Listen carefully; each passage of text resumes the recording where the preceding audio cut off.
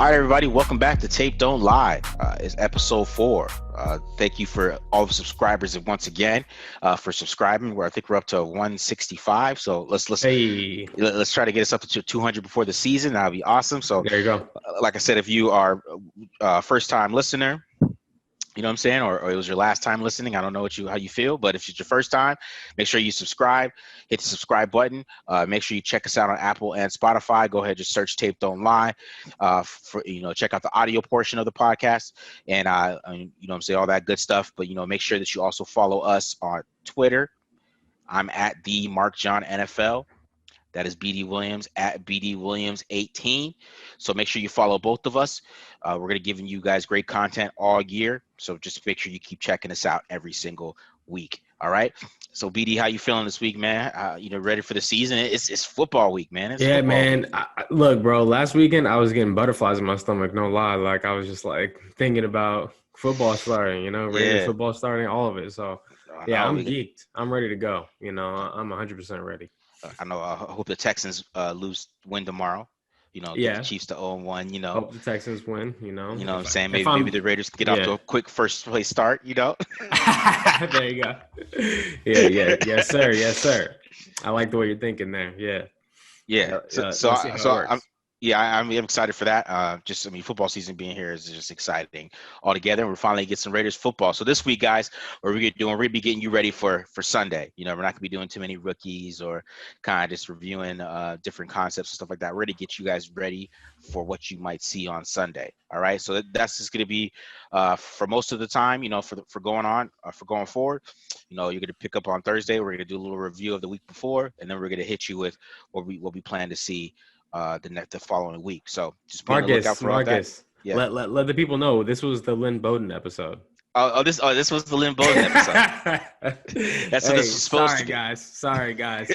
We had to pivot last second. That's how the Raiders do us. Every year, right before the season starts, we gotta, start scrambling here. I know.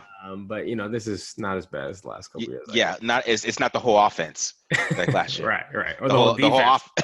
the year Well, that before. too, but the whole offense was supposed to be around that guy. That and then John Gruden was like, oh, Right. what am I gonna do? Yeah. So yeah. All right, guys. So this week I'm gonna be going over the Joe Brady offense, checking out a little LSU tape, trying to break that down, see exactly what we might see on Sunday, because I believe it's going to translate. And then BD, what you covering this week? Just real quick for the uninitiated, let them know who is Joe Brady. Who is this guy that we're Oh, talking Joe about right Brady now? is the LSU offensive passing game coordinator. He's not the full offensive coordinator. He was the passing game coordinator for LSU, which is probably one of the greatest offenses that we've ever seen in college football, or Yeah, one maybe of them. Right. the greatest. Depends on who you ask. And he did run a pro style system, so he's coming up. He's coming up to the NFL to kind of run his thing. So guys, the week one, if you didn't realize this, okay, that crazy LSU offense, the person who engineered that passing offense is going to be the offense coordinator for the Carolina Panthers week one here. Yes, So, yes, so yeah, I'm yes. excited. I'm excited for you to break down some of that tape, some of that LSU tape. That's always fun to watch. Okay.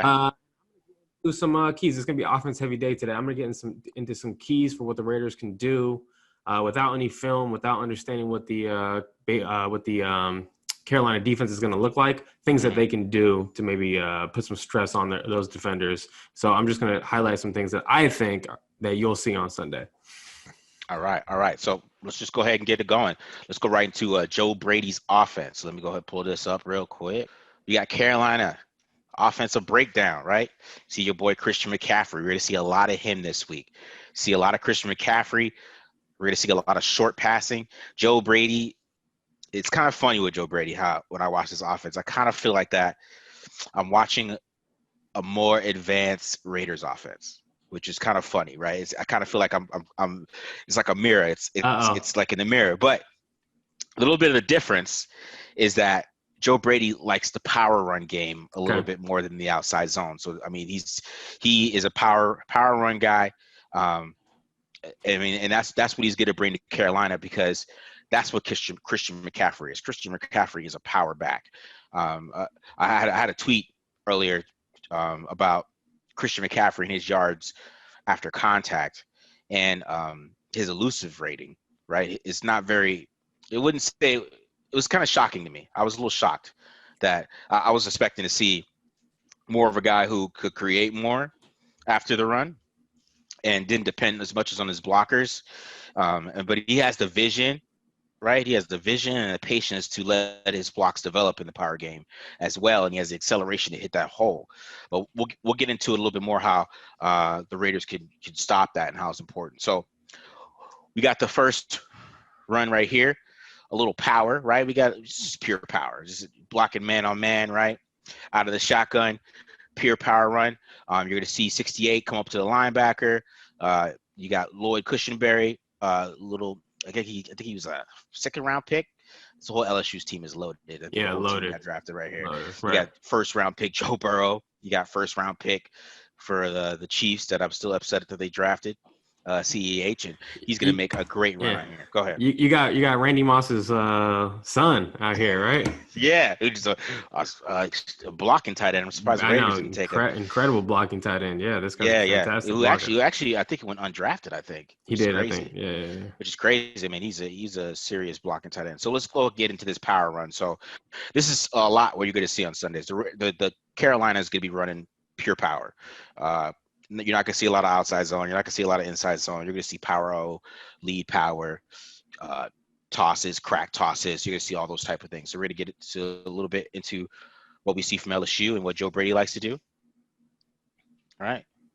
Boom. Look at that move by CEH. Finds the hole. That's great vision right there. But you see how Alabama kind of blew this play up a little bit? Auburn. Yeah, Auburn. My bad. Auburn blew the play up a little bit. You know what I mean? And what that did is it forced CEH to make a play on the ball. So let me go back a little bit. And it's something the Raiders got to do on Sunday, right? The Raiders have to blow up some of these plays because Christian McCaffrey is not going to do what CEH just did. I'm going to tell you guys right now from looking at the tape. He's not going to be able to kind of bounce and then find another hole. He's really patient, but he's not using a whole bunch of jump cuts and stuff like that to find different holes. And I'm kind of sound like I'm down on Christian McCaffrey. I'm not, but I mean there is some things that the Raiders can do to help contain him, and that's one of these things is kind of do what happened to 76 here is kind of blow up this play. But they weren't able to make it up though because I mean the rest of the play is blocked up so well. You see Thaddeus Moss is just bullying that guy right there and it's opened up this big old hole for CEH. All right, we'll see it one more time in slow motion again. Boom, it blows up 76 right into CEH, right? But he comes back and makes the play. And that's what I'm talking about. The Raiders have to be able to blow up some of these plays and force CEH to Christian McCaffrey to create. Because if they don't force him to create and he has open lanes, he will gash you, especially with his speed and his acceleration through the hole. That's one of his things. He has ultimate burst through the hole. Some of the bursts through the hole that you'll see in the NFL, some of the best you'll see in the NFL. So this is an awesome run player, awesome run design that I love right here. What you're going to notice is that Thaddeus Moss, 81, he's going to come up through the hole up into the middle linebacker, right? And this is just a great scheme, a great running scheme that you rarely see. You don't see this a lot. It's kind of like it reminds me of a wham, but it's a little different because usually the wham is straight towards the other guard, but he's kind of pulling a little bit and coming up towards the mic. So it's a little bit different run design that you usually see. I think that this is traditionally called a wrap play. Okay. WRAP. Okay. I've also, just think about, imagine 81's a fullback. This is ISO. Yeah. Right. So, but just doing it out of, non-traditional formations or, paths that the blockers are taking is what makes this such a great play here. But yeah, I agree. I love this play. Yeah, this is a great, super creative run. So here we go. Run this real quick. Boom. Look at that block for 81. Yeah, I have no idea how you block like that and go undrafted. Look at that block. Look at that hole. Yeah. Boom. And then CEH just, whew. Man. We're going to have to deal with that guy for like 5 years, man. I'm not happy about that. You got me See one looking more up time. the Carolina Panthers roster right here. I need to find out who their tight ends are. Okay, I want to see what's going to be happening here. Yeah, look at that. See, look at that. That's the hole right there. Boom. Just nice. And then and that's what I'm talking about. Like if you let Christian McCaffrey get in the open field like this, it's gonna be a long day for the Raiders. So they have to be able to win these blocks. I mean, Jonathan Hankins and Malik Collins, Max Crosby, Cleveland Farrell, those guys in those rundowns, they have to come to play. And they have to be disruptive in the backfield and force Christian McCaffrey to create and break tackles. That's what the Raiders have to do. They have to force him to create. Do not give him open lanes. They have to be, just dominate and control their gaps. The linebackers got to fill their gaps, or it's gonna be a long day. I'm not gonna lie. Right. It's gonna be a long day. All right. So let's get into a little bit of the pass game, but let's start with how they'll use Christian McCaffrey in the pass game. Joe Brady, like I said, this is a very pro-style offense, right? I know it's a spread, but you're seeing a lot more spread in the NFL too. And I expect him to be under center a little bit more. I don't think he's going to go full empty sets like he usually does. He loves to do empty sets. We'll see an empty set later, but I don't think he's going to do that. He doesn't have an all-world offensive line like he did at LSU either to do empty sets. So we'll see. But I mean, he does like a lot of shotgun. But he also does love throwing to running backs, right? So you got CEH here. Again, he's going to be running an angle route. Some people call it a Texas route, whatever you want to call it. But you're going to see CEH running that route, right? And he's going to run it to perfection. And you're definitely going to see Christian McCaffrey run this route on Sunday. I'm telling you right now, he's going to be running this route on Sunday. 100%. All right, so let's go ahead and check that out. Boom. And then just his linebacker's already done. Boom. Great move. Gets the yak. It's great. Right. CEH's film is so interesting because, like, laterally, so explosive. Yeah. But, like, in a straight line, I feel like people are walking him. I don't think he's, like, super fast, but it's just like he's a jitterbug out there, I know. Yeah, he's a wiggler. That's why I don't like him with the Chiefs, because the Chiefs pass so much that he was like the ultimate guy for them. Right? Yeah, because them check downs, man, he's gonna turn 2 into 10 a lot. Yeah. And just like this, like boom. And as I'm saying, and this is really a good reason why you picked up Corey Littleton, because Corey Littleton is gonna be a little quicker than that linebacker. Right. Against that angle route. I mean, he still might lose because Christian McCaffrey is a great route runner, but he's not going to lose by much, right? Can you bring it back to the top of that route for me, just real quick? Yeah. This is why. Okay, so 22 here. He's on the left hash, right? Mm-hmm. He, for the people who are watching it, you see how he's making this step to the outside, this jab step to the left there. The reason why this play works and the linebacker isn't just sitting on the angle route, is because, 8 times out of 10, CEH or whoever's in Joe Brady's offense is going to the flat right now. Yeah. Right.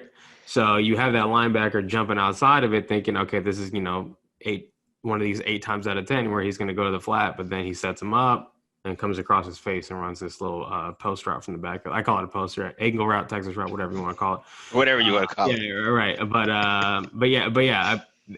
This doesn't exist in a vacuum. This is going to be set up on Raiders linebackers throughout the day. And going back to Corey Littleton, Corey Littleton's going to help here. I have film of him. I'm going to put it out as the game gets closer. I have film of him strapping McCaffrey out the backfield. Yeah. But it's not always going to be Littleton. It's going to be Kwiatkowski. It could be another linebacker out there. Hopefully it's not McMillan. Right. That would be a good look. So we'll see. We'll see what happens there. But yeah, just a nice little quick throw. And that's the design too. That's what Joe Burrow's going the whole time. That's fully designed to him. And I expect to see that this Sunday too. Here's another one. This is more of a setup clear out route. This is a quick throw. Didn't get a lot of yak, but look at that. Just right to CEH. Right. We'll see it again. And I Three mean, man. yeah, right. They're going to manufacture touches to McCaffrey. I mean, it's especially with how Joe Brady's offense is. He's gonna be able to do that, and he's gonna be able to scheme it correctly, Yeah. right? Like this is schemed up so him to get in space, right? Especially against the coverage that he's seeing. And Go correct ahead. me if I'm wrong. This three man snag where you have number one run a stop, number two run a corner, and then that shoot route from the back in the backfield. That's like a staple of the air raid, right? Yeah, I mean, what I think that that is a staple of the air raid, bro. So I feel like I'm not an air raid expert, but I know right when Joe Burrow sees one thing, he knows he's throwing to CEH. Hmm. Like the clock is just like that. He just sees one guy out of position or whatever it is, and he gets rid of the ball. And that's really what the Raiders are going to have to contend with. Like you're saying, the short stuff. The air raid offense makes it very clear where the ball needs to go immediately, right? Yeah, and that's what I'm talking about. This offense. I mean, the air raid has some West Coast elements too, because I know I forgot the guy who was it, Howard. Mummy, how mummy? Yes, Hal Mummy. Yes, he got a lot of his stuff from Bill Walsh, right? Right. So I mean, there is some little bit of West Coast elements in the air raid. I mean, that's why you see like Andy Reid able to mix the two a lot, and make Patrick Right. Mahomes comfortable. Right, exactly. I think that they're brothers or cousins, if you will, the air Yeah, raid and the West Coast offense, and really their ball control offenses. exactly, I know that people think 100%. air raid is not necessarily a ball control offense, but I mean they're not trying to throw it, a deep pass every time. They're Yeah, trying to throw swings and bubbles and stuff like that. Like they yeah, want 92 high mesh, bro. percentage. Yeah, right. They want the mesh. They want high percentage passes. They don't want to run the ball. They just want to, basically run it by doing the short passes. So yeah, it's the Yeah, same kind of thing. 100%, bro. All right, so a big thing though with Joe Brady is, and why I kind of thought that this is kind of elements of John Gruden's offense, is the quick passing game is like beneficial to this whole offense. And uh, Joe Burrow and LSU took deep shots when they needed to take deep shots, or Right. when they had the right coverage. But most of the time, it was dink and dunk, Mm-hmm. dink and dunk, dink and dunk. Move the ball, pass the ball efficiently, get the ball quickly out of Burrow's hands. And since Burrow doesn't have the greatest arm, he was able to be quick, anticipate, and get the ball out of his hand quickly, and didn't have to drive the football down the field and try to make big throws all the time. That goes back to Teddy Bridgewater though, who's kind of has a little bit of the same skill set as Joe Burrow, kind of the same arm, Yeah. same mobility. So he has kind of the same skill set. He's able to make moves in the pocket. He has a good pocket presence, but he just has the arm limitations. But he's still a smart quarterback. And Joe Brady came over from the Saints too, which Teddy Bridgewater was just with the Saints. So I know a lot of us are like, okay, well, Teddy Bridgewater and them aren't going to be prepared. But if Joe Brady's smart, he's going to do a lot of what the Saints were doing, and Teddy Bridgewater's going to be ready to go week one. So Another West Coast offense, friends. exactly. So. Let's go ahead and check out this play. This play we just basically got a go route with double sticks, right? And then we got the clear out, which creates the empty, which I was talking about earlier. Joe Brady loves empty, but then we got the clear out for CEH with the empty, and then we're going to be hitting one of these stick routes really quick, and you'll see that how it opens up against this coverage. I hate this play because the Chiefs do it against the Raiders so much, and it always works. Well, look at it, bro. Wide open. Boom. First down. And you get a 15 with the face mask. It really, I mean, going 4x1, this smoke motion here, Yeah. it really puts such a stress on the defense, right? Yeah, because you look at him, he's like, because, if you think about it, CH was killing them all game too. So you're right. So that's what I'm saying. Like the Raiders have to be prepared for stuff like that, because if they get their eyes too much on Christian McCaffrey, he's going to be using motions to keep their eyes on him and worry about him too much. It's going to open up things, especially with the short passing game. I mean, DJ Moore and Curtis Samuel are huge yak guys. Yak, right. They're huge yak guys, right? I know because DJ Moore still has problems separating. Um, and Curtis Samuel, he's more of a gadget guy too. DJ Moore, I mean, he makes contested catches and stuff like that, but he gets a lot of yak. He just has trouble separating. That's kind of his thing. But if Joe Brady can find ways to get their balls in their hand quick, the Raiders got to tackle. They got to be able to ready to tackle, and that's the good thing of having like Trayvon Mullen and Damon Arnett and guys like that, is that they're not scared to tackle. I'm sure Damon Arnett's tackled DJ Moore before, so he's already prepared for that playing Ohio State. Yeah. But All right, go go ahead. ahead. Go ahead. No, go ahead. Go ahead. We'll All talk right, about it after this. Sorry. okay, cool. So, a huge staple, and like this is another thing that we see from the Raiders a lot, Yeah, this is play the right here. crossers, right? The crossers, right? We see this play all the time for the Raiders. Some people call it the Yankees, some people call it, whatever, just deep crossers with a deep post, or whatever you want to call it, right? It's a concept that you see a lot in the West Coast offense, and this is a big thing for Joe Brady. Joe Burrow was eating in the middle of the field on dig routes and crossers. That's basically how they move the ball up and down the field, and where he made his money at. Let's say that where he made himself the number one pick is on routes like that on this, right? And he has such great timing, and I expect Bridgewater to be the same way too. I don't expect, I don't want Raiders fans to sleep on Teddy Bridgewater. I'm just gonna say that he's not a bad quarterback.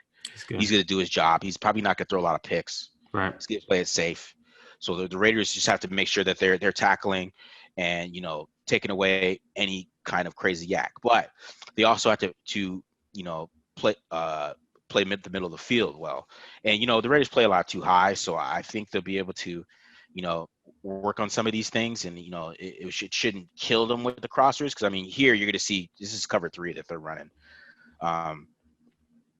For the Florida Gators are running. So it's gonna be a little different than what the Raiders do, because I don't know, I don't know how much cover 3 the Raiders run.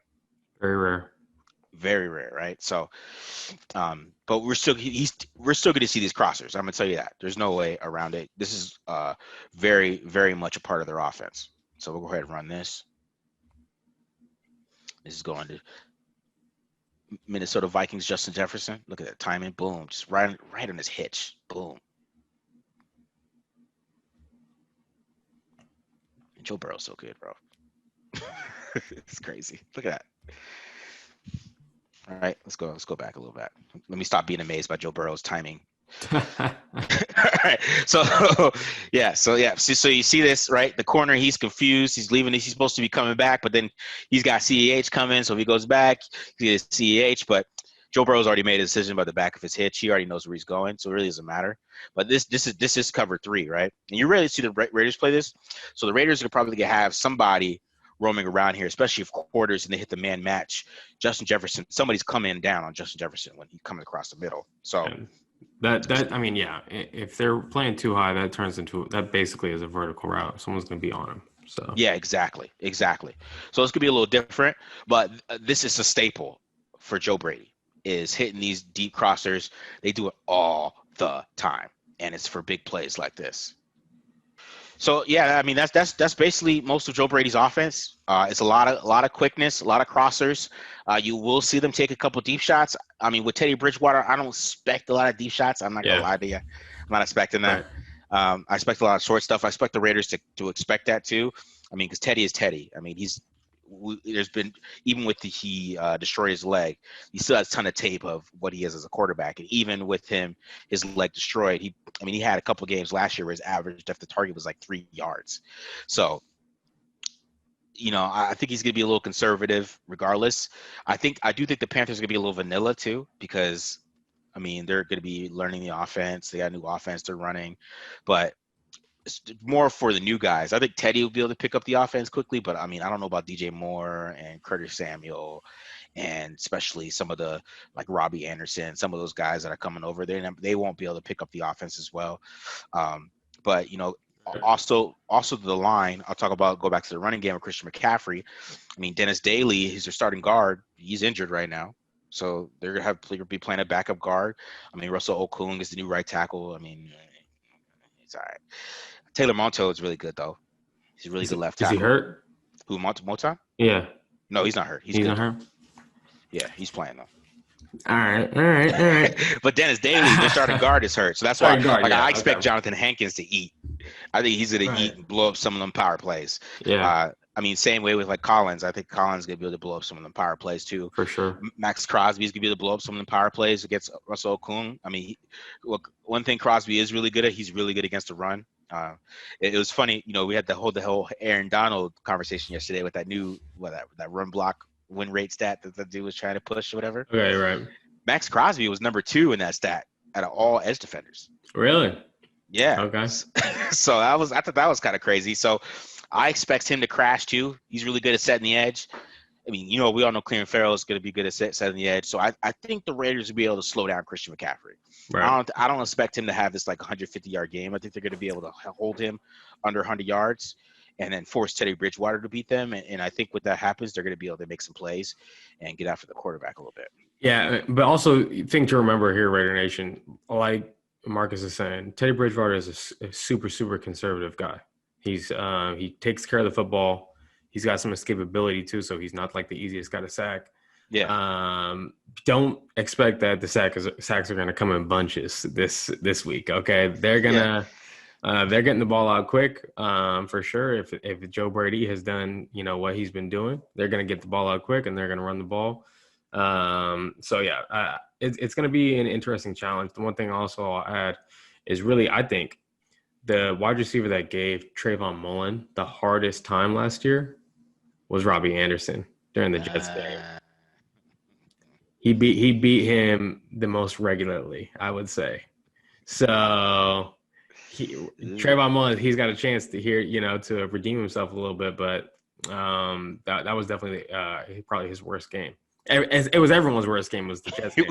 Nobody showed up that game. Right, no one showed up. But yeah, so Trayvon Mullen, he's gonna have to redeem himself here a little bit if they do want to take a shot. Like you're saying, they got some fantastic athletes out there. Curtis Samuel and DJ Moore is a really underrated guy. Like, we're talking about a fantastic, like an elite NFL athlete. Yeah, hasn't put it all together, obviously here. But he's a threat. He's a dangerous player. Yeah, and then Robbie Anderson too. So it's on paper these are good players. So. Yeah, but I mean it's more about will they be able to put it together week 1 because like I said the Raiders should have more continuity than these teams. Like I said, I mean they know their defense, right? They played all these guys came back from most of them. I mean especially on the D line. Even though I know the linebackers are new, but I think they'll be fine. I mean, and just same way with the offense should be ready, which you'll go over a little bit. But I expect the Raiders to be, pretty good on defense this week. I honestly think so. I think they'll do well. I just don't see how they'll be able to get beat a lot because I think their weaknesses are probably guarding the deep ball more than anything these days. So, and I don't expect a lot of deep balls. Yeah. So.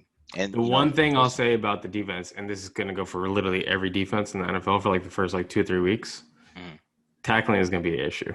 So, they're going to be good. I think they're like you're saying. I think they're going to be good, but there's going to be every team is going to give up a couple big plays just because there's a missed tackle. Like it's going to happen. Especially with them dump offs to McCaffrey too. Right. Yeah, exactly. DJ Moore can move after the catch. Curtis Samuel can move after the catch. So.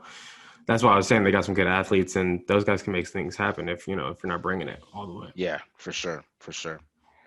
All right, man. You want to go ahead and hit up what you got for us? Okay, yeah, guys. So I'm gonna get into what I think that the Raiders need to do to take advantage of new coaching staff, new defense, and some things that we've seen on film from them before that I think that they could probably take advantage of. And it's called 12 and 13 personnel. 12 personnel means 1 running back, 2 tight ends. Mm-hmm. Okay, easy as that. And I want you to look at week 1 of 2019. The Raiders come out with 2 tight ends. We see them here. They're at the top of the screen on the numbers. And they have 2 wide receivers, 1 back. So this is 12 personnel. And the reason why this is so difficult for defenses to figure out what to do against it is, do you come out in base personnel or do you come out in nickel personnel, right? And this week, the Broncos decided to defend 12 personnel with their nickel package. So we see 1, 2, 3, 4, 5 DBs going up against 12 personnel, okay? And nothing too crazy about this play. They end up throwing a quick slant for like 9 yards, 9 yards or whatever to Ryan Grant, who's no longer with us. Or in the league. But what's right? What's remarkable about this is the very, very next play. The Raiders rushed to the line. It went from being 1st and 10 to 2nd and 2. 2nd and 2, that's a run situation, right? And because they already had 2 tight ends in the game, okay, Derek Carr is able to get them into a run play. And the Broncos are forced to defend this heavy run personnel with their nickel package, right? So what we see here is we have all these gaps accounted for except for one gap, right? And so who's covering this gap, or whose job is this gap? It ends up being this nickel defender, and he has Josh Jacobs one-on-one in the hole, but isn't able to bring him down, and Josh Jacobs rushes for a first down. So that's the point of why 12 personnel is so tough, because do you come out in base personnel? If you have 2 good tight ends, you could get gashed in the passing game, right? Do you come out in nickel personnel? Well, unless that nickel is like a all-world nickel, right, you're going to get gashed in the run game. So it's a damned if you do, damned if you don't proposition, especially when you have 2 good tight ends. And now really the Raiders have 3. So I fully expect to see a lot of this. Now, this is an example against base personnel. So this is a 4-3. And again, we see all the gaps accounted for except for this edge right here. All these gaps are accounted for except for outside here. Who is going to set the edge if we get like an outside zone? Who is this? Again, it's a DB whose job it is going to be now to hold the edge if there was a run. Okay, so watch this DB. Watch what he does. He comes up on the run action, and because he bites, he lets this hole open up in the coverage. Okay, when he sees this play action, he should be backing up and cushioning this corner route here. Okay, so it's putting a defensive back in conflict. Okay, let's just look at it from the all-22. I love this play, by the way. This is a great play. They're in cover 2 here. This is a cover 2 look, especially when you got a nub side, meaning there's just tight ends. There's no wide receiver out here. You know, most 2-high teams are going to get into some type of cover 2 look, okay, where the corner is forcing, and then he'll also play the flat and cushion anything vertical when you're going to have a safety over the top, okay? So if that's what the coverage is, and it is, this should not be open. This corner route should not be open, the one that ended up scoring a touchdown. And really, Derek Carr is probably his primary read. What he's looking for first is Darren Waller coming across the middle here against 2-high. Okay, but when Derek Carr sees, oh wait, this corner who should be 5 yards back here actually, got sucked up on that play action. Okay, he goes ahead and puts it. Solid ball placement. We could look a little better there. But the whole point of this, okay, is that I think the funny part about this play is that they're both open. Yeah, they're both open, right? He could have chose. I mean, he kind of took the tougher throw. He could have. Yeah, I think this is a little bit maybe of a tougher throw, but that was. But he saw what you saw, right? So, but right. Yeah, I mean, of course, I'm seeing it. Almost like a year later. Hindsight is 20. Hindsight is all 22. Maybe we could say that. Yeah. Not saying I could see it in real time like Derek Carr. But really what the issue is with this 12 personnel is that it forces defensive backs to be involved in the run fit. Okay, so you're putting pass first players into run pass conflicts. Okay, and that's the beauty of 12 personnel. Okay, and it doesn't just work against nickel in terms of running the ball. You could also run the ball against base personnel, it's a strong running option, even against base personnel. And you see here, Houston Texans, they're in base personnel. They're base 3-4. Okay, so we got 7 guys dedicated to stopping the run here. Okay, and because you got extra gaps and extra people and all that stuff, it makes it difficult to fill everything up when you have two tight ends out there, right?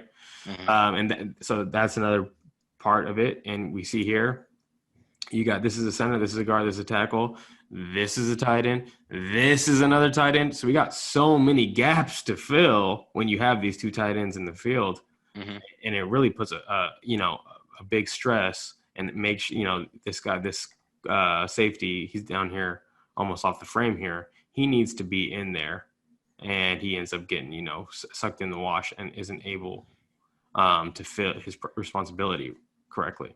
Man, Trevor Davis got so many snaps last year. It's crazy. I just keep seeing him on the field. And I'm just like, him and Ryan Grant. Thank God for Henry Ruggs and Brian Everett. Him and Ryan Grant, right? This is another one. I'll get through this real quick here. Again, you have to have a safety because he's got to come down when they're doing the motion. The safety needs to come account for this extra gap here, okay?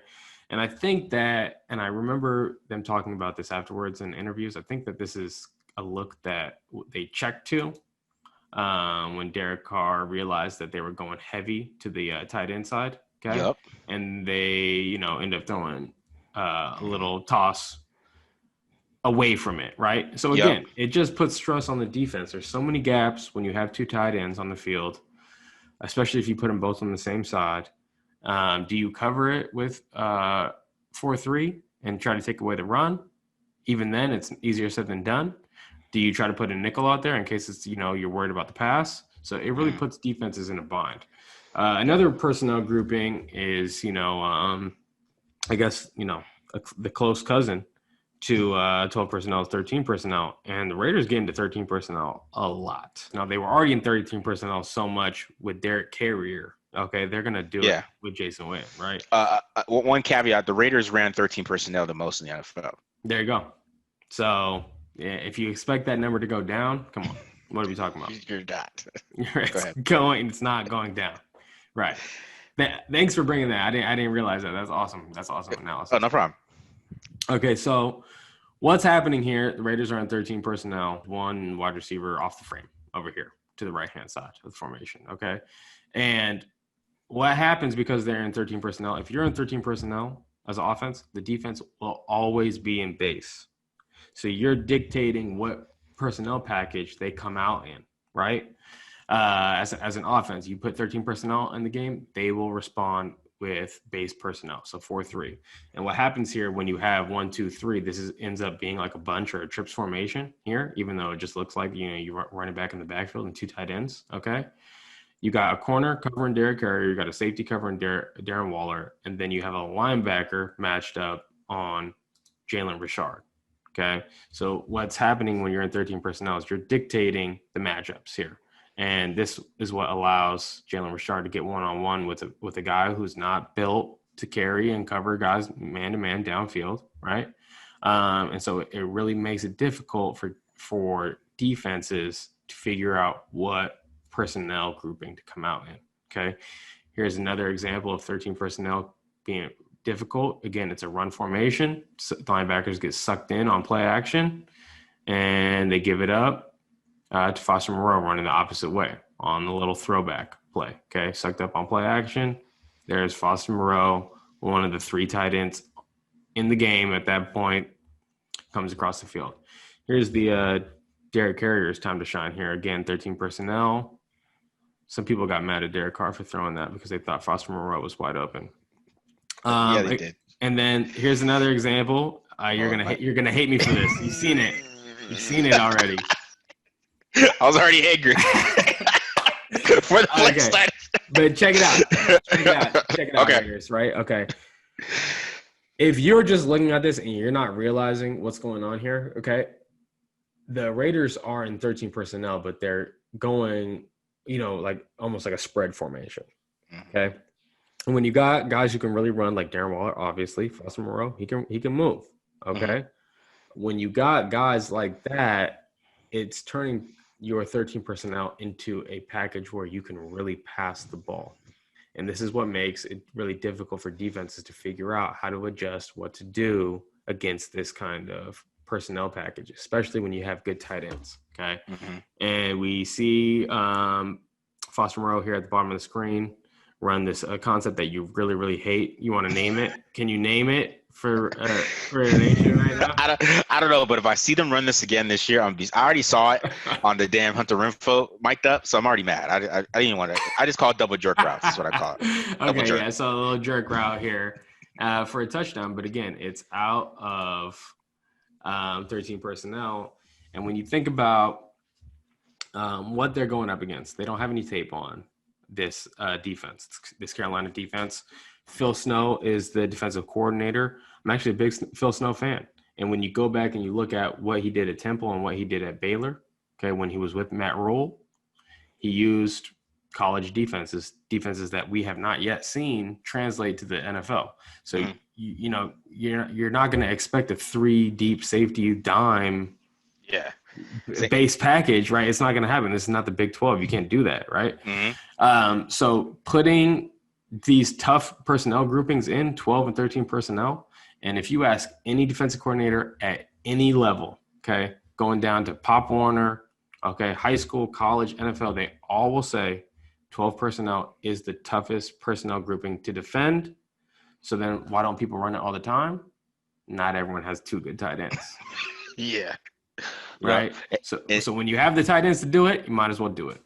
Yeah, and the Raiders have Frost Monroe and Darren Waller. They are great for 12 personnel because I like everything you're showing. I mean, even the play where Derek Carr hit Frost Monroe before at the Bears game before they made the game-winning touchdown. That's 12 personnel with Waller spread out at the X position. And we talked about this last week. I mean, that's what we expect to see. I expect to see a lot of 12 personnel, a lot of tight ends, a lot of things like that because Phil Snow and what you're saying, it reminds me of Cliff Kingsbury.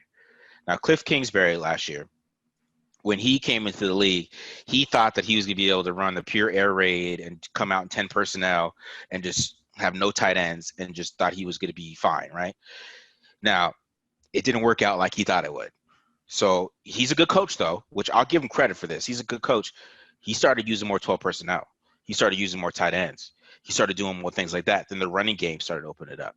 And then his passing game started opening up a little bit more because he's still creative with his play calling. So he's able to adjust to the NFL. So it's going to take Phil Snow a while. He's just not going to be able to go out there. I mean, he might come out there with 3 safeties thinking he could do it, especially with – I'm telling you, because that's what Cliff did. Cliff came out, thought he could run his 4 wide receivers on the field all the time, and it didn't work. And then Kyler Murray was getting killed. Right. The line wasn't doing well. So he had to adjust. And, okay, I'm going to get more tight ends, in this game. I'm going to get more involved. I'm going to do more 12 personnel and, still run shotgun a lot because, I mean, there's 2 tight ends, but I'm running shotgun. But maybe I run a shotgun with the unbalanced line and then I'll do a zone read to the opposite side. Like he was able to use his creative mind to adjust to the NFL game, and they started moving the ball a lot better as the season went along. And I think Phil Snow's going to have that issue. He probably might try it. He might to see what happens. So something that's actually really interesting to me about some of their personnel. Well, and we go back to Cliff Kingsbury. That college scheme won't work in the NFL, and the reason why it won't work in the NFL is you need a tight end. You need guys chipping the edge because you have to win on the edge in the NFL. These edge players in the NFL are nuts. Okay. Yeah. Like, these guys will tear the head off a bear. These guys are freaking crazy, okay? And every team has some nuts freak 6'5" or taller athlete who's coming off the edge, where you just are not going to see that in college every week in and week out, right? So that's why you're saying he had to adjust. Whereas on, this 3 deep safety, and we can get into this a little bit, this 3 deep safety kind of system has taken over college football because of the air raid and because all these teams going, empty and only having 5 linemen and, no tight ends and all that stuff. So you can get a little creative, I think, with the number of defenders you have down on the ball. Mm-hmm. But something that's interesting to me about the Panthers personnel, first of all, Shaq Thompson,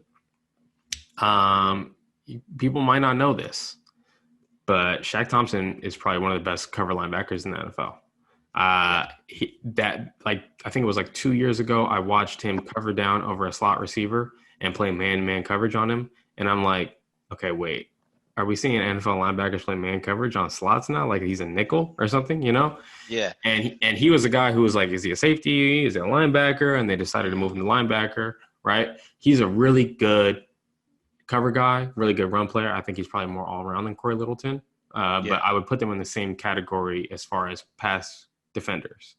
Mm-hmm. And then right now, you probably watch more of him than I did, but the guy who is slotted in as a co-starter at outside linebacker for the Panthers is Jeremy Chin. Yes. And that's a safety. Mm-hmm. Right? Mm-hmm. So you could see them come out with three safeties. That's what I'm saying. They might try it because I noticed that he was listed as a right outside linebacker, and they had some like weird positions in the depth chart. Like they were both second. They're both second stringers. So that's what I'm saying. He might come out and try it. It might not work, right. But hey, if it works, just let's have it work. Week 2 and after. Okay, yeah. I'd be excited. to see a 3 deep safety kind of defense in the NFL, but we haven't seen that make a transition yet. That has not. Yeah. Yeah, I think NFL teams aren't spread enough because they'll just do what we're talking about. They'll just go 12 personnel and just run the ball down people's throats. So they do that. So, they're not as stubborn as like Big 12 teams who are like, we're going to spread and we're going to spread and we're going to spread. Stop it. You know what I mean? So but I think the Raiders should win this game. I don't see. It would be kind of disappointing if they came out and they didn't have a good showing in this game. I think they need to, with all the a lot of what they've been doing in the off season. I think it's time to kind of show improve, and just tired of the talk and all that stuff. Just trying to go out there and play. It would be really disappointing because not taking anything away from any of these coaches. Matt Rule's the head coach. Joe Brady's the offensive coordinator. Phil Snow is the defensive coordinator. Okay, just a quick aside. I went to a football camp when I was in, I think I was a freshman in high school. I went to a football camp at University of Washington. Okay. And Phil Snow was assigned to my group, and he coached me up. He made me the quarterback of the team, and we like won the tournament or whatever. Okay. Yeah. And I followed Phil Snow ever since. Me and my dad have talked about this guy ever since. We love this guy, and he's actually from Sacramento, which is my hometown. Okay. So we have followed him every single stop of his career. I'm a big Phil Snow fan, but coaching in the NFL with all the different adjustments, the different types of athletes that you're going to see, that's going to be a big adjustment. And I don't think any of these guys, if they show it week 1 against the Raiders, that just means the Raiders are not good. That's what that means. That's something that I don't think that's gonna happen. I think the Raiders are gonna surprise some people this year. I'm not a record prediction guy, but I think they're better than people are giving them credit for. Definitely, I'll say that right now. I'm with you on that one too. Also, this waking up at 7 a.m. and practicing at 7 a.m. or waking up before 7 a.m. practicing at 7 a.m. I think that's also going to help this team out adjust to going to the 3,000 miles playing on the East Coast, which we've seen this team's really struggle with in the past. Yeah. So I think that they are making, some modifications to address that. Yeah, I agree. All right, man. So that was 12 and 13 personnel. What we expect to see on Sunday. We went over a little bit of Brady's offense. Anything else call out that you think you might see on Sunday? Anything? I'm just trying to let it go. I don't want to be a predictor or whatever it is. I just want to watch it. Hopefully the Raiders win, and we'll see. We'll break down next week, guys. We'll break down the Carolina tape. If NFL Game Pass is working, it better work. Hopefully it works by Tuesday. It better, man. It better work. Yeah, it just came out of my bank account. I seen that. Mine too. Blood, bro. It better work, dog. That's all I got to say about that. How did it go up so much since I started paying for this? You know what I'm saying? Man, it is crazy, man. That price for that thing, and then for it to never work too. That's what bothers me, man. Like that all 22 should be up on Monday to me because I know Brian Baldinger got it. So if Brian Baldinger You need to Right. post it. You need to post it at NFL.com. Should be up there on Monday, and then give us the Monday night game on Tuesday. Man, Baldy's got the connect. You know what I'm saying? I He know gets the early release. You the know. early release, man, for sure, for sure, man. Any other thoughts, man? We got a little quicker episode this time. Yeah. Okay. It's a little quicker. Yeah, man. We're good. That's it. Yeah. We'll Man. see. We'll see what happens. I'm just geeked to stop talking about it and actually Me watch too, it man. on Sunday. Actually, watch it. Actually, cover some games and go over some stuff like that. Uh, Last thoughts I got is which is interesting. I was a little when I put on Christian McCaffrey's tape. I was a little taken back a little bit. I was like, I just thought he was better than what I saw, to be honest. The I think the interesting thing about Christian McCaffrey, and this has always been, he is a better receiver than a runner. Okay. Yeah, yeah, that's All true. right. But he's so good as a receiver that you can't just like only make him a third down back. Yeah, I know. Like he has to be on the field at all times. Yeah, it was just crazy. I was really expecting some guy, like, cause I guess watching from college, he made a lot more guys miss. I was just expecting some guy to like be making guys look silly, but he was more just a downhill runner. So it kind of, and he's so small for that too, to be so downhill. You figured he'd be bigger. Nah, he's 6 feet. He's 6 feet, bro. But he's only like 200 pounds though. He's only like 204, 210. He's got to be bigger than that now. Maybe now, but they don't change these like your weight that you came in at. You know what I'm saying? Like it doesn't change. He's definitely got to be like 215 for sure. At least. Something like that. But it's just weird for him to be downhill and not lean, be such a downhill runner. You know what I mean? I thought it was odd. Yeah. I mean, he's still great. I'm not gonna say that, but I was expecting like all time great the way people talk about him. That's I guess I went into the tape like with higher expectations, and I was like, I mean, I get it. He's still really good, and I think it's more just fantasy. I think you watch Joe Mixon at all? I have watched Joe Mixon. Who's better, Joe Mixon or Christian McCaffrey? I would say Joe Mixon. I would say Joe Mixon. Yeah. Yeah, Joe Mixon's better. They're both great receivers. I just think Joe Mixon is more dangerous as a runner. Yeah, because Joe Mixon, he had no line last year, and he made stuff happen. And I think that, and I feel like if Christian McCaffrey didn't have a line, I think people would be like, oh, okay. Wouldn't be the same story, right? Yeah, he wouldn't be as good as we think he is. So, interesting. It was interesting. It was interesting. And also, Brian Burns is a freak. I just want to say that. I want to say that before I get off of here. Okay, is Brian Burns okay against the run? Just okay. Just that's all I need to know. He's pretty good against the run, bro. Okay. He reminds me of Von Miller, and I haven't just. Did you see me post the ghost technique he did? I saw that. Yeah. How many people have you seen? How many people have you seen do the ghost technique, VD? Like that. It's like just him and Von Miller, honestly. He was a rookie. Yeah. No, the explosiveness was always, like the bend and everything. That was always, a part of the game. The reason why he didn't get picked, until later in the first round was just because teams were worried about him playing the run. Yeah. But in college, he played the run great. He played the run great last year when I watched it too. He made a lot of plays against the run. I think the Raiders do need to worry about him. I'm getting worried about Brian Burns, bro. They didn't worry about him, bro. Because I saw that ghost technique and I was like, "What in the world?" Yeah. I had to like go back to. I'm like, "What is that?" I'm like, "Is that the ghost?" I've never seen anybody do the ghost besides Von Miller. So I was. Explain that to the fans who are watching this. All right. So basically, what the ghost is that you fake your long arm, and then once they try to stop the long arm, you bend under, and you're right at the quarterback. Basically, it takes a super amount of athleticism though. Like not everybody can do that. It takes like a super high amount of athleticism to do the ghost technique because you got to have that bend to do it. And it was just crazy because I've seriously never seen anybody. I've seen Von Miller teach it, but I've never seen anybody like do it like he does. That was pretty crazy. I was like, my, this dude's about to get 15 sacks. I saw that. Oh, he's a lock. He's a lock for double digits for the rest of his career, for sure. Oh, bro, it's crazy. All right, guys. that's it for this week's show. Make sure you can check us out next week. We'll be going back over the Panthers game. Hopefully, it's a win for the Raiders and Raider Nation. We could all have a good time, be happy because we do got the Saints next week. So it's gonna be a big game. So we're gonna be getting you prepared for that as well with the Saints. So we'll be going over basically kind of some plays that we liked, what we didn't like, and then hitting up a little bit of preview of the next week.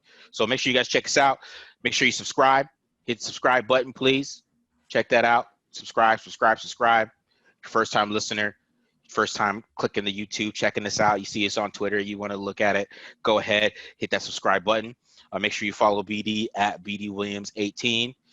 Follow me at the Mark John NFL. Let's get BD up to 2,000 followers if you can. Sure. Getting close. He's getting close. So let's get him up to 2,000. I just passed 1,000 today, so I'd like to appreciate all you guys for following me. Let's get BD over 2,000. Let's keep it going.